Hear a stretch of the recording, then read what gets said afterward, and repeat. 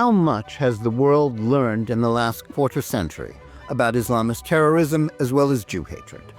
In 2002, Wall Street Journal reporter Daniel Pearl was murdered by al-Qaeda terrorists, but before they cut off his head live on video, he said the famous words, "My father's Jewish, my mother's Jewish, I'm Jewish." Since then, the threat of terror and the commitment of the Islamists to Israel's extinction has only grown, culminating in the horror of October 7th and the subsequent surge of anti-Semitism around the globe. Today, on Think Twice, we discuss all this with Judea Pearl, Daniel Pearl's father, and the author of a new and important collection of essays on the struggle against what he terms the Zionphobes, who seek to kill Jews and destroy the Jewish state.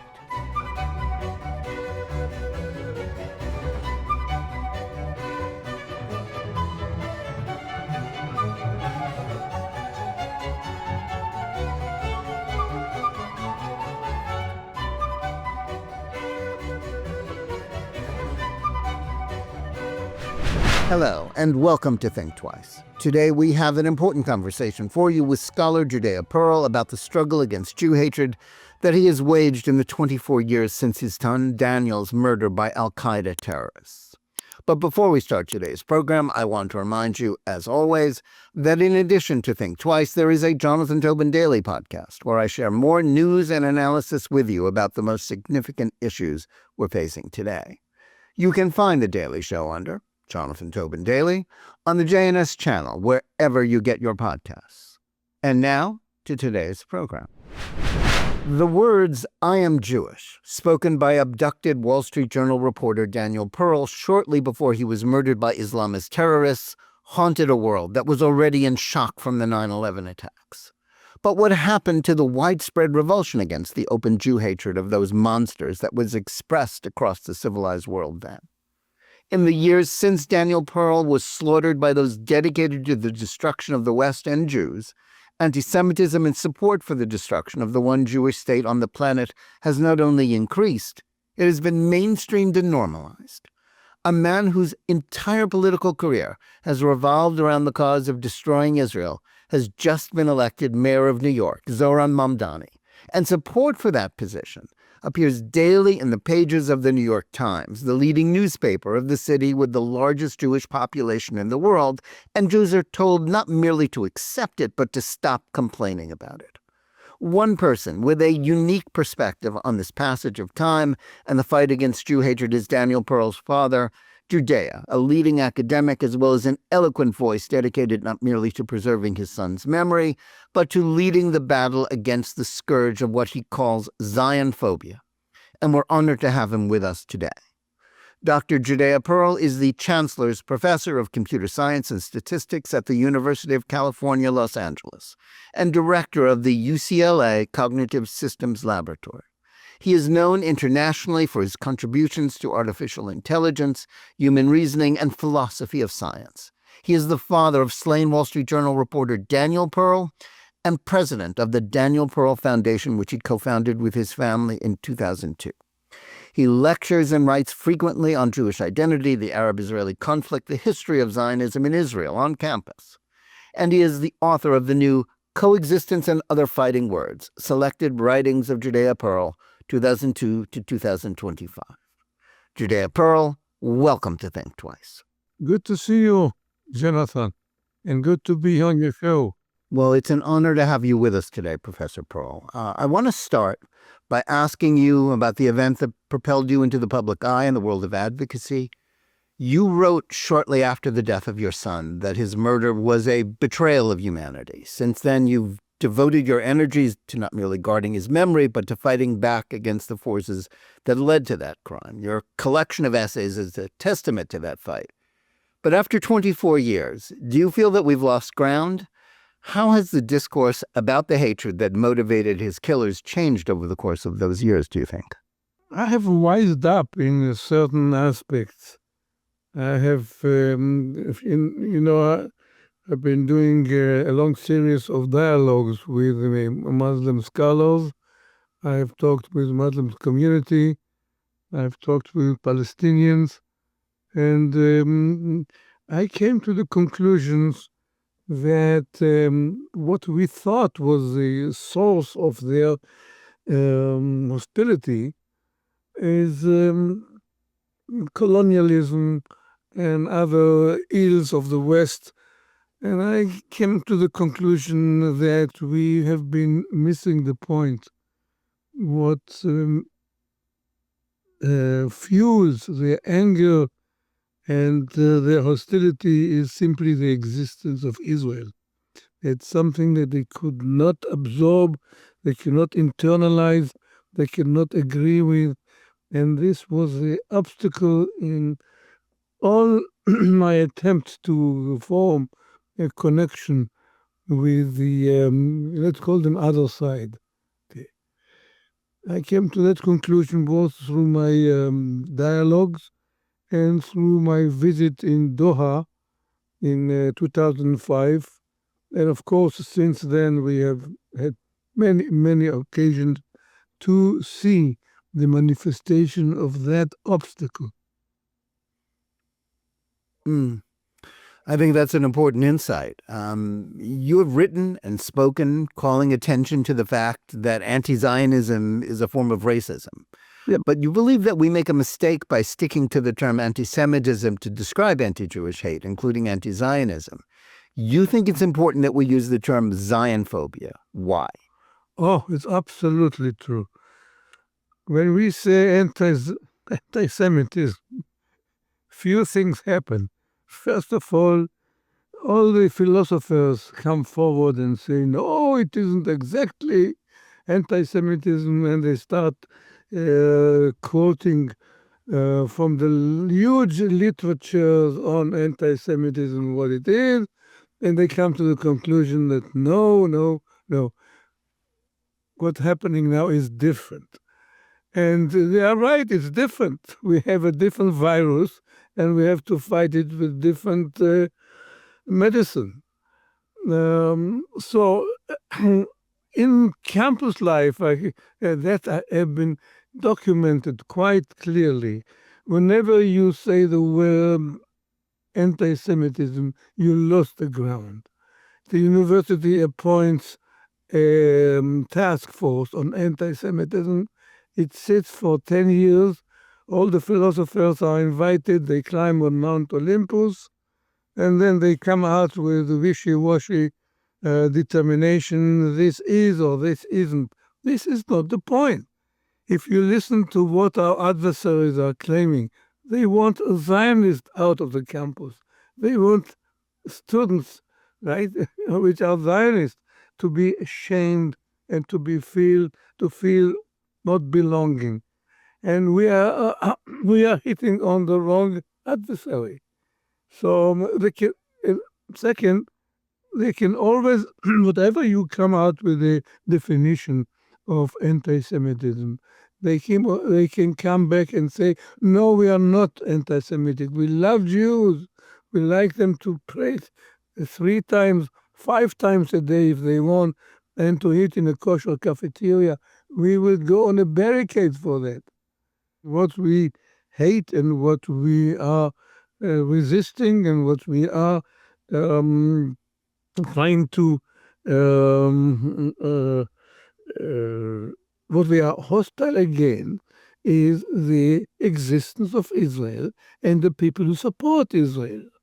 So we are talking about 2 different things. Our adversary claim we hate Zionists, and the university tells them we are going to cure anti-Semitism. It doesn't work. And that I'm speaking now from a viewpoint of a professor that have been fighting this battle on campus for the past 25 years. Okay, but this is a narrow view of academia. Let's go to the wider arena. Our adversaries, the Palestinians, I keep on saying, we just listen to them. They say almost the same thing. We love Jews. We'll walk them on yacht back to Germany, if that is what they want, as long as they go to Germany and not stay in the Middle East.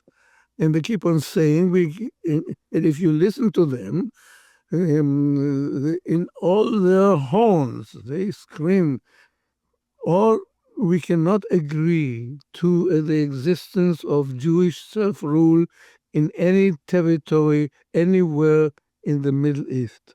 This is what they say. And I can quote you.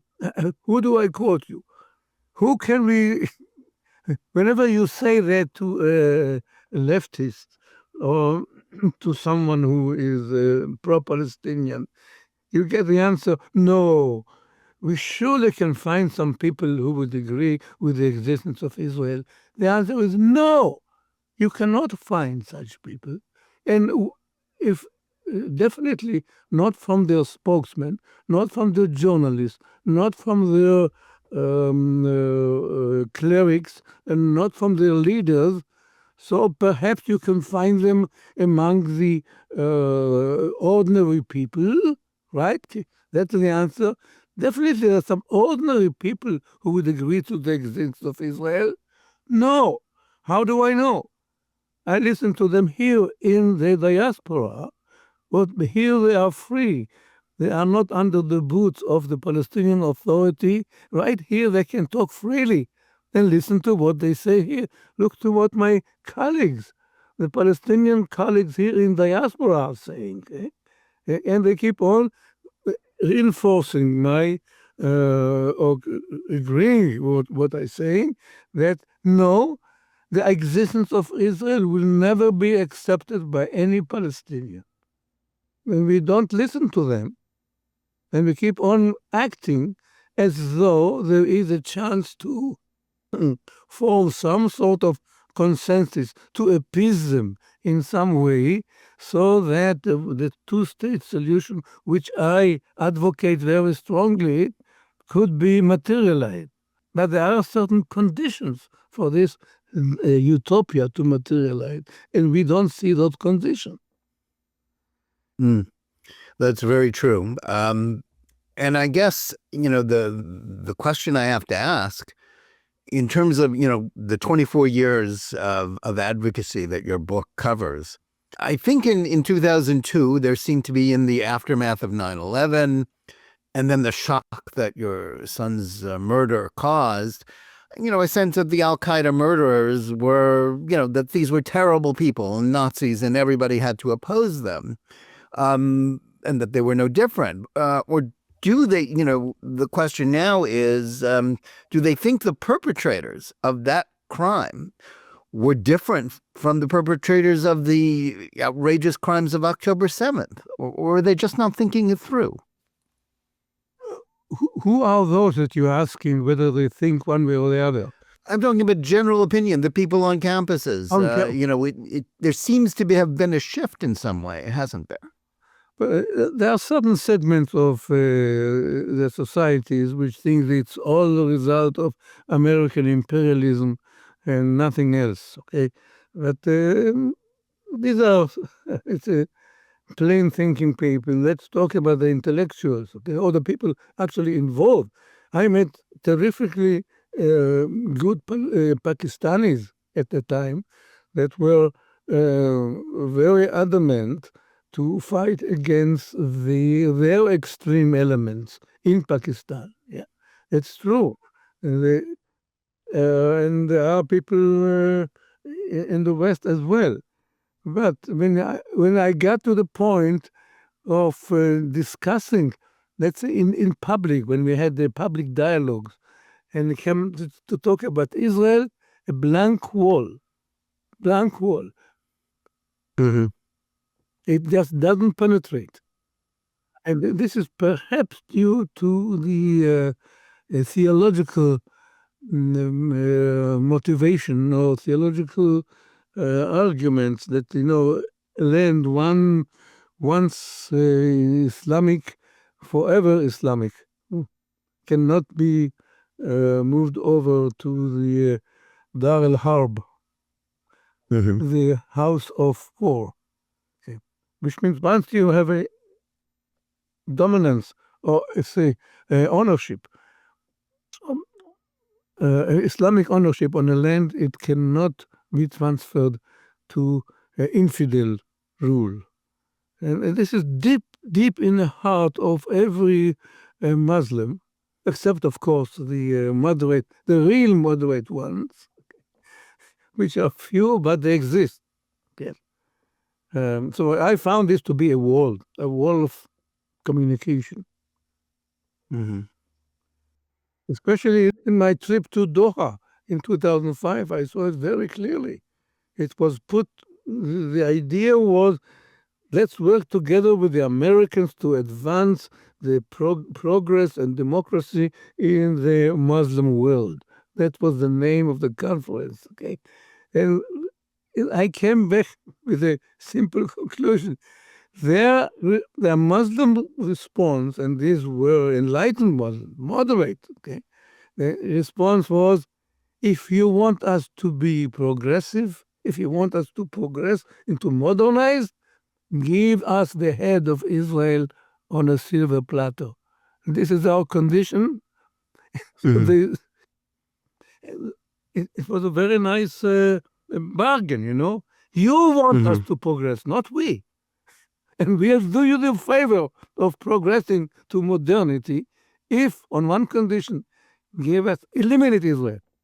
That's clearly the case in the Arab world. But I think what is troubling to many Jews since October 7th is how what you term Zion phobia became normalized mainstream here in the United States, never mind Europe. Yeah. How did that campaign to normalize Zion phobia succeed so well? And how do you think we can reverse this? What I suspect is that after October 7, what we saw, the outburst of Zionophobia in the West, reveals that the idea that Israel deserves to exist has not really penetrated deep enough, even in the West, which means that our friends in the West, all the people on whom we relied for support,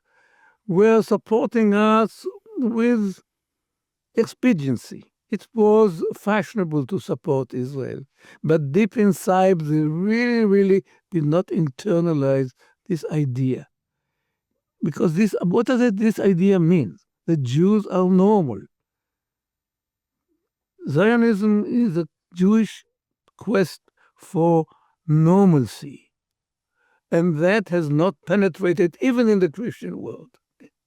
In the sense that many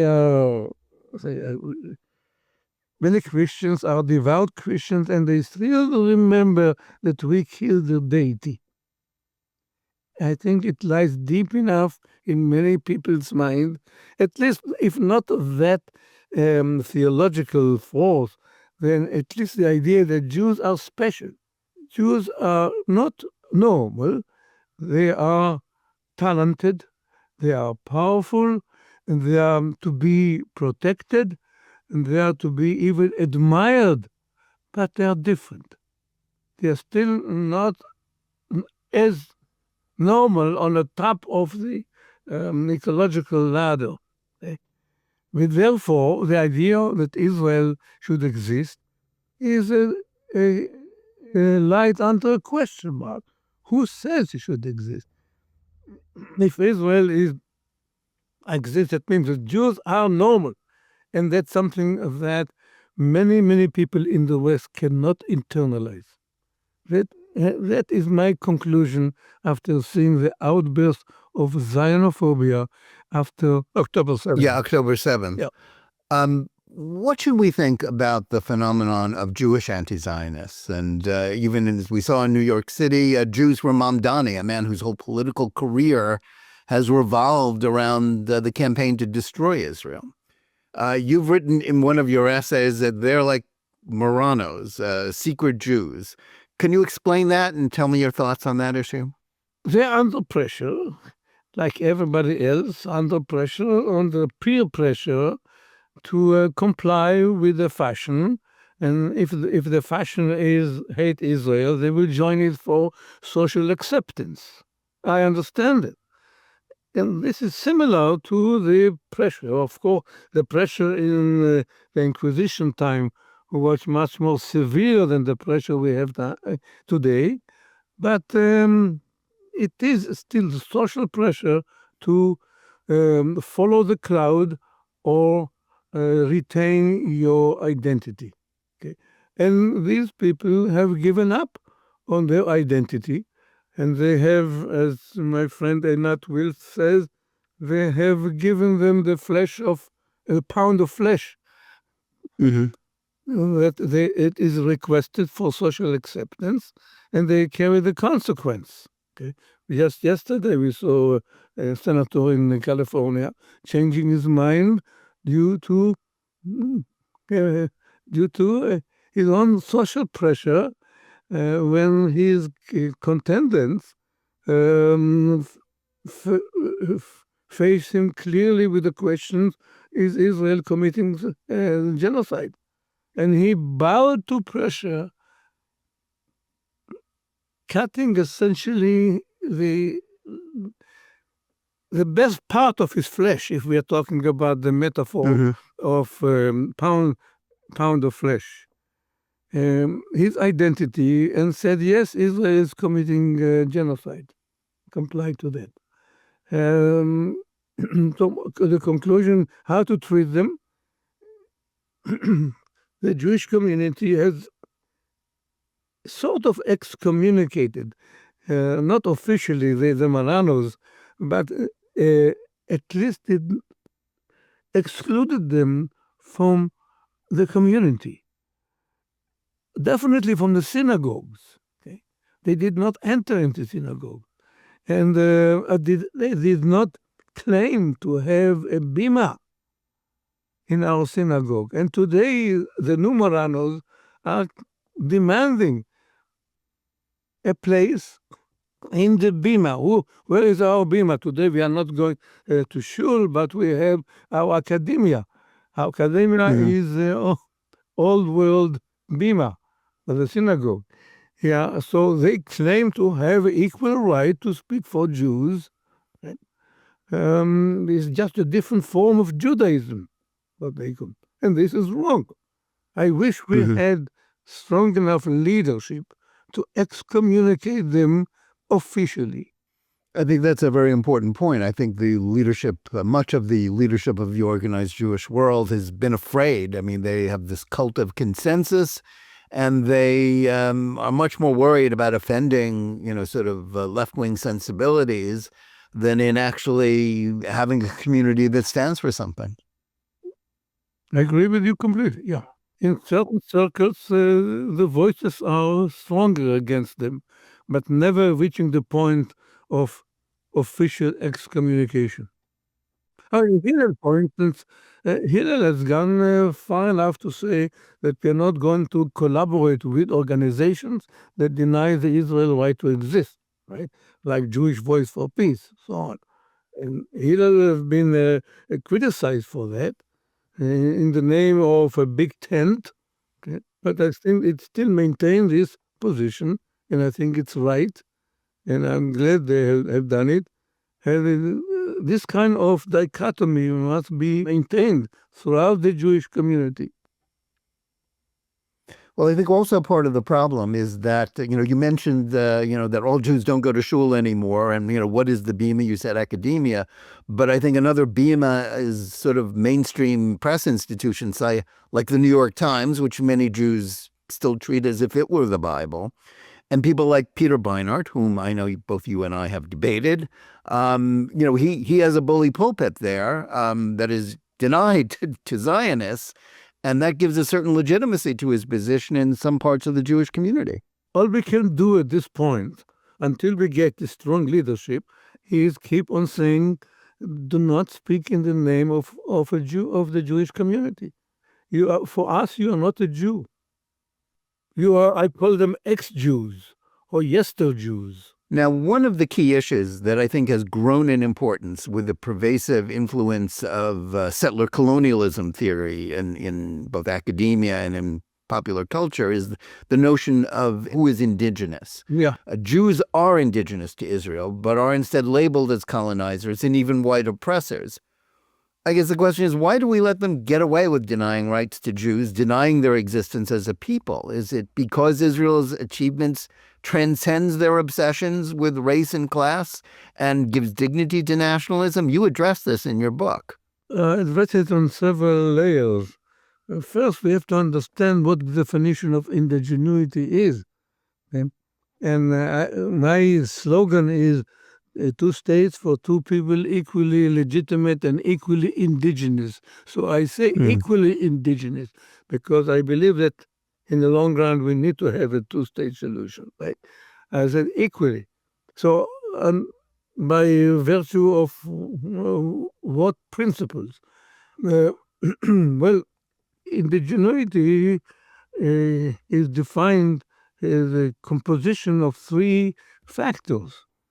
One which I would like to discredit right away is genetic lineage. And genetic lineage, which the Palestinians keep on arguing for, is a racist criterion. And we should not really look at that criterion as the main indicator of indigeneity. You can argue about DNA test and genetic continuity, but the whole idea that your genes define where you belong is racist.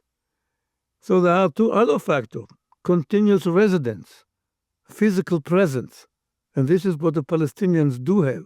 But there's another factor, a third factor, which they discount and we should amplify, and this is historical connection. We have it, the Palestinians do not have it. And I can say categorically, if you study the history of Palestine, of Palestinians, right, they do not have history in the sense that we have it. They do not have a national holiday. They do not have heroes, Canaanite heroes or Canaanite holidays. Not have a history. Ask them to name a god, a Philistine god. They couldn't. Okay. And we sing songs that were written in the Middle East 3,000 years ago. Every Israeli child can sing Ozi v'zimerat. Yeah, it was written 3,000 years ago, Shirat Hayam. But here we are. We have historical connection. They have continuous residence. We compromise, and we say equally indigenous. They have been very good custodians of the customs and the agriculture of these regions of the Middle East, and we welcome them. And I think Ben-Gurion hinted that you don't have to have a temple to claim indigeneity. Mm-hmm. We give you this title by virtue of you being good custodians of this land. But you must agree with the adjective equal. Yes, that Jews are also the Jewish connection. But of course, the whole point is to erase the Jewish connection, to erase Jewish history. And as well, and if you erase Jewish history, you erase Jewish rights. Absolutely, yes. Because our trust deed is our history. You've already referenced this, I think, a couple of times, but I was very struck by your essay about your visit to the your appearance at the Doha Forum, Doha, which is the capital of Qatar, which is much in the news. And you were there in 2005, and when moderate Arabs demanded the erasure of Israel. That was kind of a turning point for you in some ways. The realization, yes. Do you sense that in the intervening 20 years, as Qatar, quite frankly, has, its influence has metastasized, it's the leading donor to American higher education, its influence is really pervasive.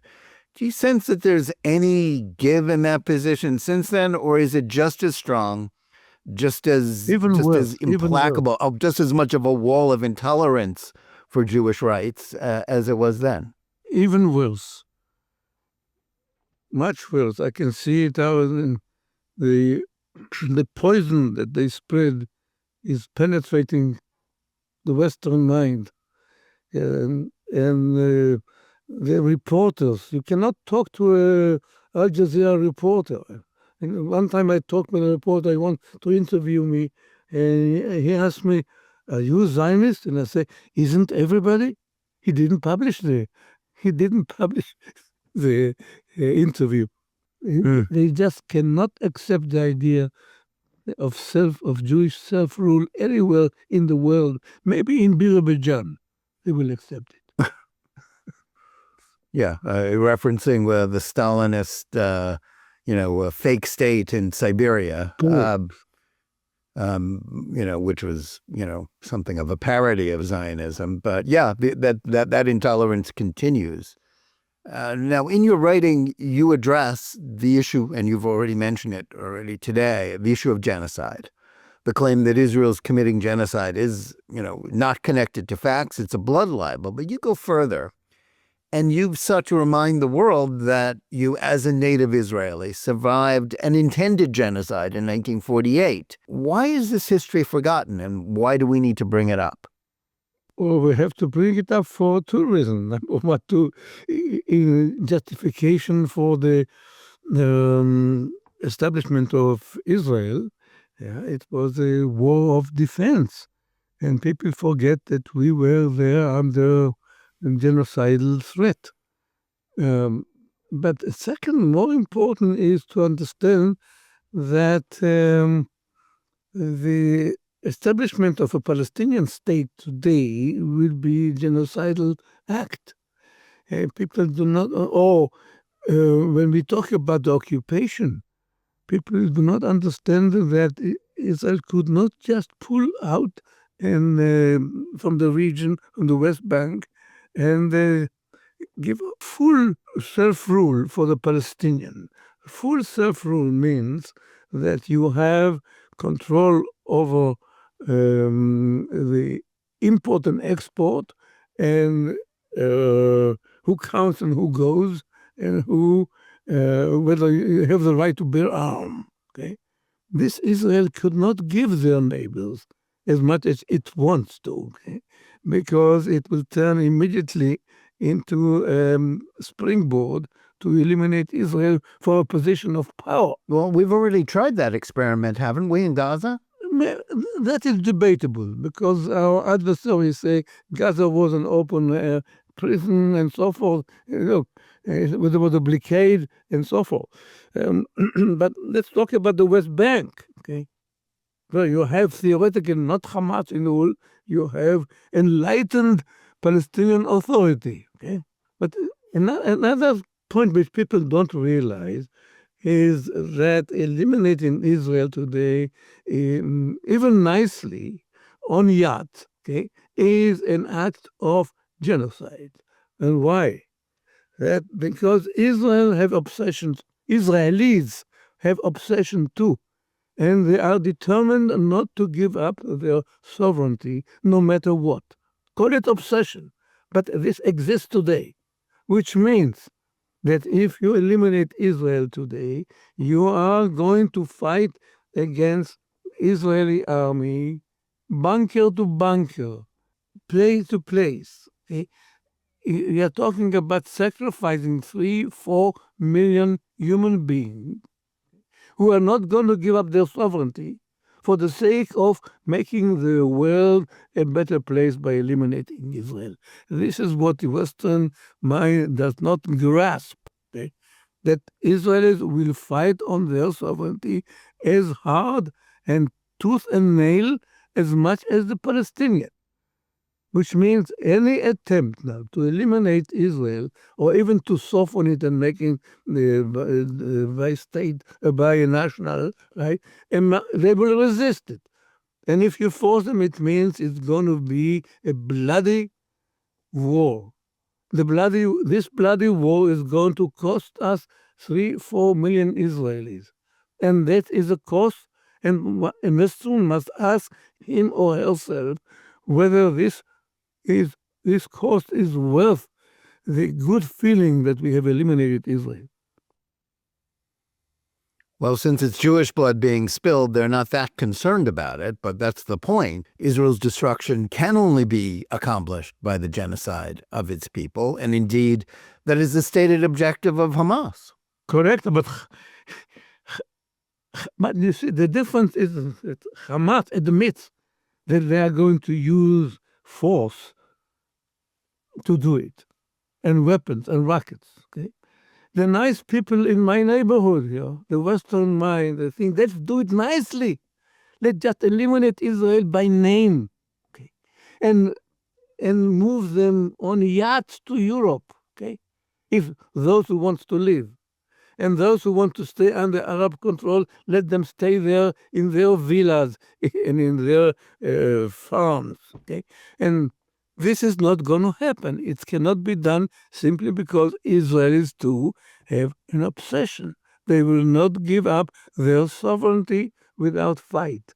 And this is a fact. And you and I know it, it's a fact, which means you are talking about war and about genocide. Therefore, when you see a xenophobe, I call him a genocide enabler, to be nice to them. But definitely, the title of genocide should be attached to anti-Zionists more than it can be attached to Israel.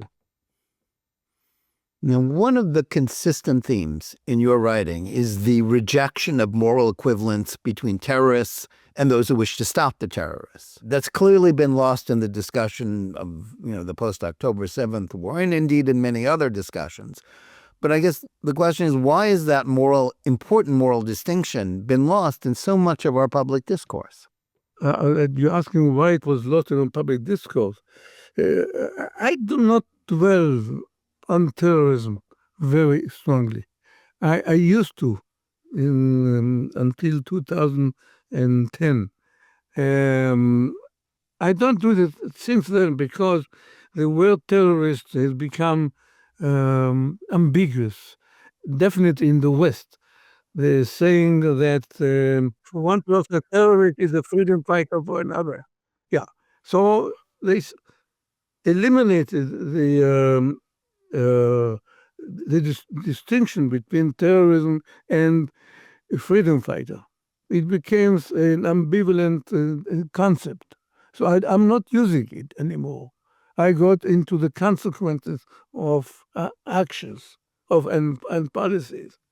And therefore, I'm talking more about the existence of Israel and the elimination of Israel and this is a much stronger argument, in my opinion, because they do not deny their desire to eliminate Israel. It's something that anti-Semites always deny is his or her anti-Semitism. But anti-Zionists do not deny their desire. So this is our power of argument. You are racist by admission.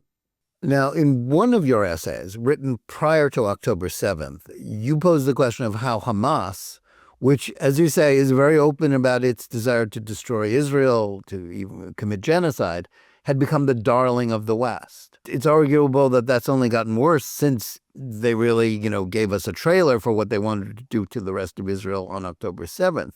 Question is, how did they get away with it? And how is that position of darling still survive the exposure of their atrocities?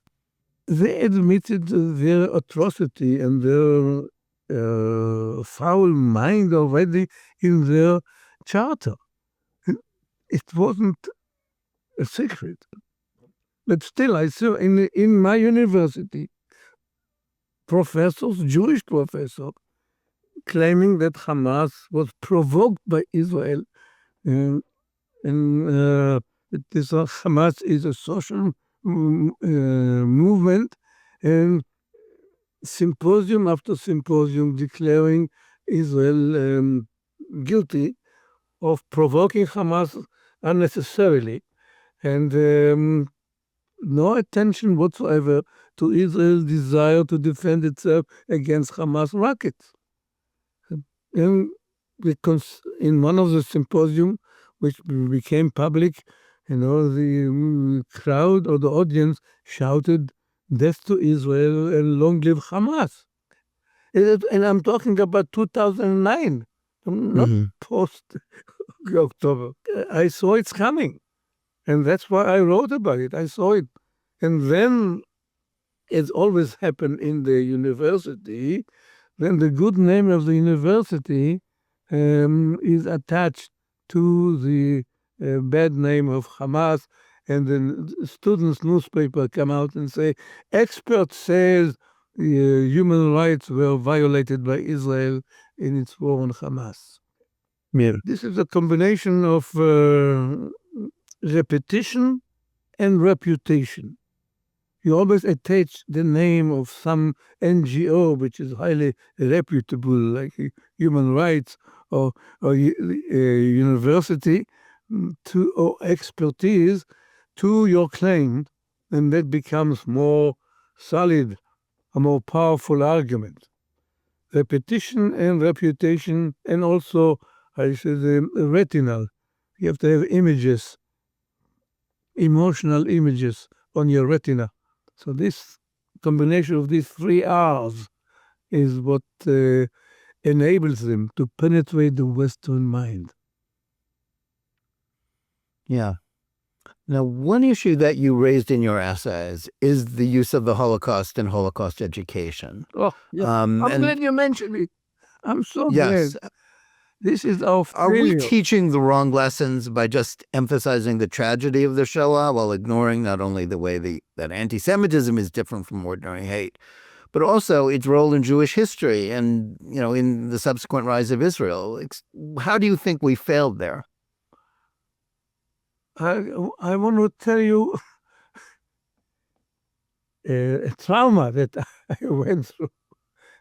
I went to visit the Los Angeles Holocaust Museum, and I was treated well, and I was going through and catered by the CEO, and we entered the door and we left the door, and the name Israel was not mentioned.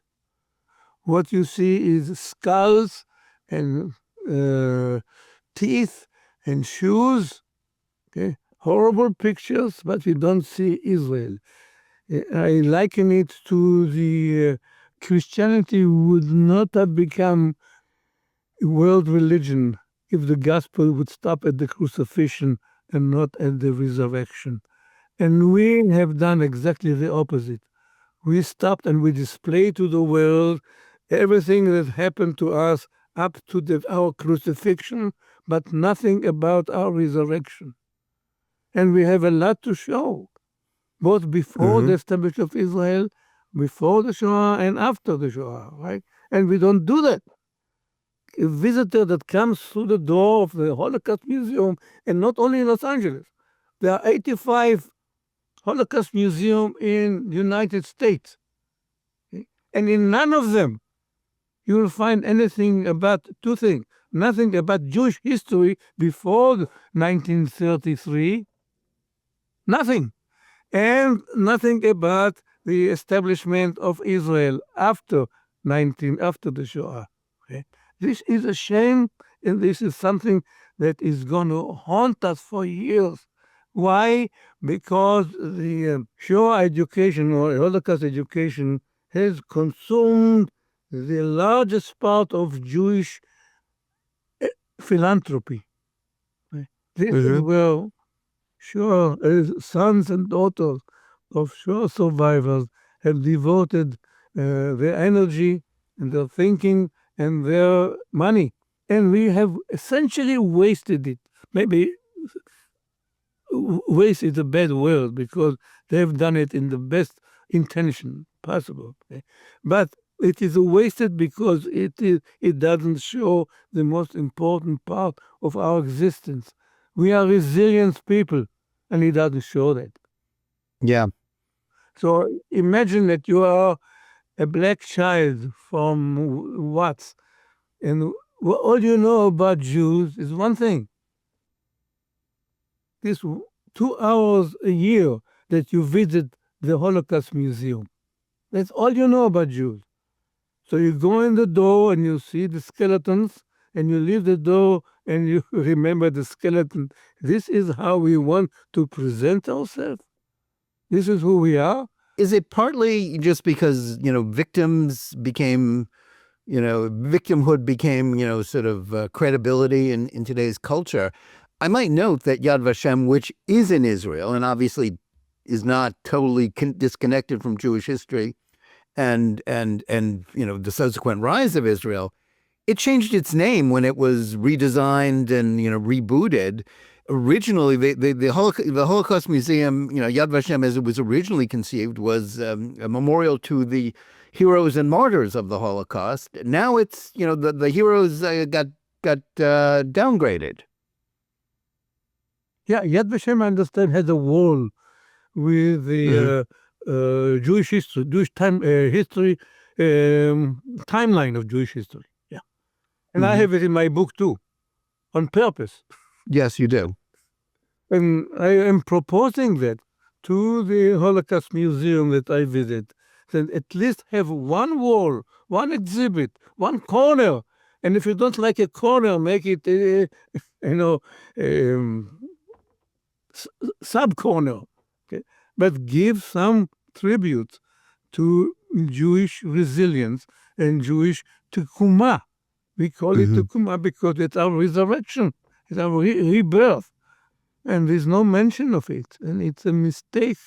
I think it's terrible for Jewish identity, never mind what black kids in Watts think, because if you're teaching kids, that, the most important thing about Jewish identity is that the Nazis, slaughtered us, that is not, sort of the basis for, that's not really a transmissible value. That's not the basis of continuing a civilization, is it? Further, these black kids later on listens to what they say on television about Israel, and he doesn't connect the two because Israel is not mentioned in the museum that is so. So he's very likely to believe that Israel is an evil Satan, and at the same time, something bad happened to the Jews of 1933. These are totally disconnected entities in his or her mind. And it's sort of like a villain's backstory. Correct, yeah. And that's a mistake. As an academic, you've lived your adult life in academia. How do you assess the current state of academia? How has it been impacted by woke ideology, which clearly enables Jew hatred and, as you say, Zion phobia? The question is, what do we do about it? Do you think President Trump's efforts to punish schools for tolerating and enabling hatred against Jews and Israel is wise? A lot of the official Jewish community are against it because they love these institutions. Where do you stand? I hate it too because I think it's done in a draconic way to cut down scientific research to such extent and with such a brutal and inconsiderate approach. But at the same time, I must realize that once in a while, academia needs to be shaken. And not only academia, every society, every democratic society needs to be shaken once in a while. And I think President Trump demanded certain departments be reviewed is very, very correct and justified, because I know at least 5 departments at UCLA, they should be abandoned and should be totally dismantled because they have been hijacked by xenophobe. And that's the worst thing I can say against anyone, xenophobe. So these departments should be simply dismantled on the basis of lack of academic credibility. They do not teach what they propose to teach in the catalog. So having review like that by the faculty is something that must be done, but it won't be done unless the system is shaken. Unfortunately, the shaking is too harsh, and it might have repercussion which could be devastating to scientific research. Well, I guess supporters of Trump could answer that if anti-Semitism is so important to you that you'd rather keep doing it, right? And you'd rather sacrifice scientific research in order to continue anti-Semitism, then maybe that's an institution that needs to be shaken up. It's a debate, but at least we are asking the right questions here. Mm-hmm. My last question for you is not a subject that you wrote about in your new book, but it's a subject to which you've devoted your career and about which most people, certainly most people probably listening and watching this podcast, only have a very hazy idea. And that's the question, what should we think about AI and its uses? Should we fear it, or is it like any other technology, a tool that can be used for good or ill? We should fear it. It's already frightening, because it can fall into the hands of bad actors. Yes. So definitely it should be feared. At the same time, I do not fear. The fear is even greater than just falling into the bad hands. Okay. The fear is that we are creating here a species whom we cannot control. An intelligent species that would already have some free will and free consciousness, and would eventually become independent of us, and perhaps will treat us as pets, okay, to serve his or her needs. And I'm saying his or her because some people argue it needs to have sex too. No, it needs to be religious too. It needs to invent its own God. And I'm serious about it, because there's no computational impediment to having such a creature. And when it is created, we do not know how to control it at this point. And I think we will never have the capacity to regulate it or to prevent it from becoming dangerous. This is from basic science viewpoint. Well, that's a frightening sci-fi a note to end our podcast on, but thank you nevertheless.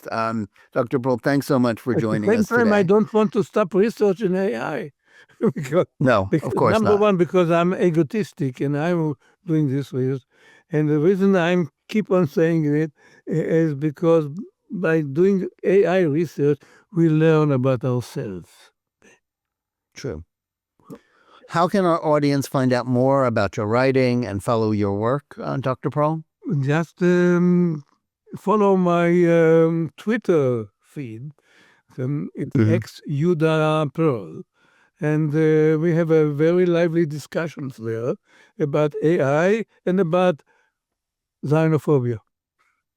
I don't separate it. Well, thank you again. We also want to thank our audience. Please remember to tune in every day for Jonathan Tobin Daily Edition, which you can hear wherever you get your podcasts. And whether you're listening to us on one of those or watching us live on Facebook or X or on the JNS YouTube channel, please like and or subscribe to JNS, click on the bell for notifications, and give us good reviews. Please write to us at thinktwice@jns.org and let us know where you listen or watch the show and what you think about it. And remember, keep reading and thinking for yourself, and we'll see you again next week.